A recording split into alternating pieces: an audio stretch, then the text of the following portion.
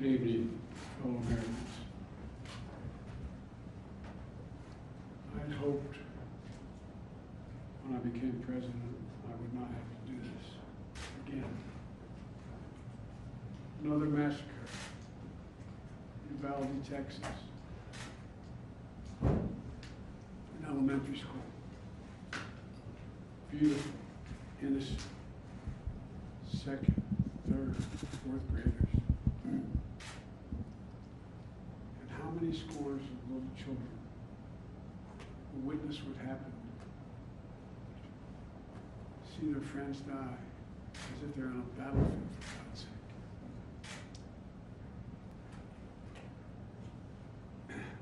They'll live the rest of their lives. There's a lot we don't know yet. There's a lot we do know. Parents who will never see their child again,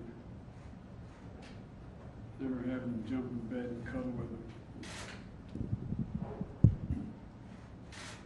Parents who will never be the same. To lose a child is like having a piece of your soul ripped away.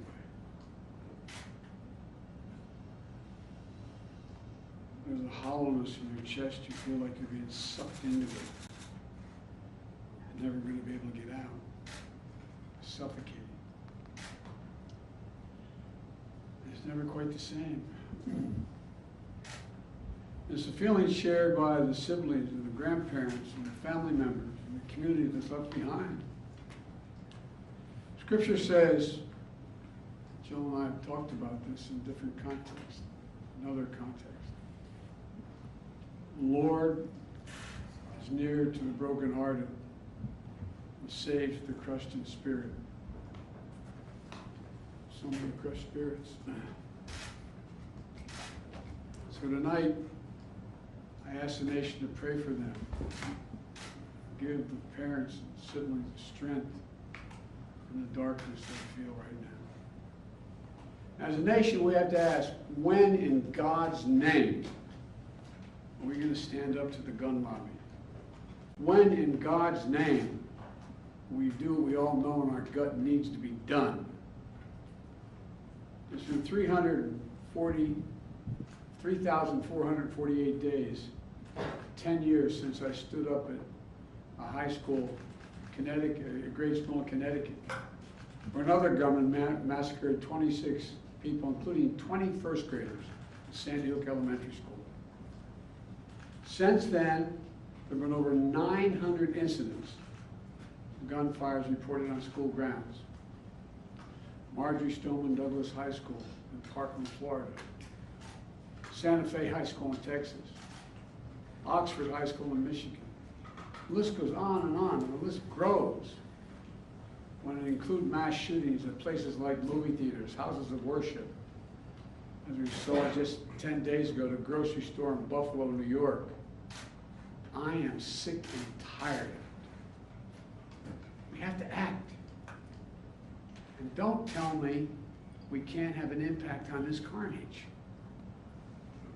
I spent my career as a senator and a vice president working to pass common sense gun laws. We can and won't prevent every tragedy, but we know they work and have positive impact. When we passed the assault weapons ban, mass shootings went down. When the law expired, mass shootings tripled. The idea that an 18-year-old kid can walk into a gun store and buy 2 assault weapons is just wrong. What in God's name do you need an assault weapon for except to kill someone? Deer aren't running through the forest with Kevlar vests on, for God's sake. It's just sick. And the gun manufacturers have spent 2 decades aggressively marketing assault weapons, which make them the most and largest profit. For God's sake, we have to be encouraged to stand up to the industry. Here's what else I know. Most Americans support common sense laws, common sense gun laws. I just got off a trip from Asia, meeting with Asian leaders. And I learned of this while I was on the aircraft. What struck me on that 17-hour flight, what struck me was these kinds of mass shootings rarely happen anywhere else in the world. Why? They have mental health problems. They have domestic disputes in other countries. They have people who are lost.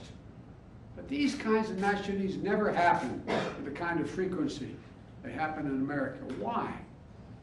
Why are we willing to live with this carnage? Why do we keep letting this happen? Where in God's name is our backbone to the courage to deal with it and stand up to the lobbies? It's a time to turn this pain into action for every parent, for every citizen in this country. We have to make it clear to every elected official in this country, it's time to act. It's time for those who obstruct or delay or block the common sense gun laws. We need to let you know that we will not forget. We can do so much more. We have to do more. Our prayer tonight for those parents lying in bed trying to figure out, will I be able to sleep again? What do I say to my other children? What happens tomorrow?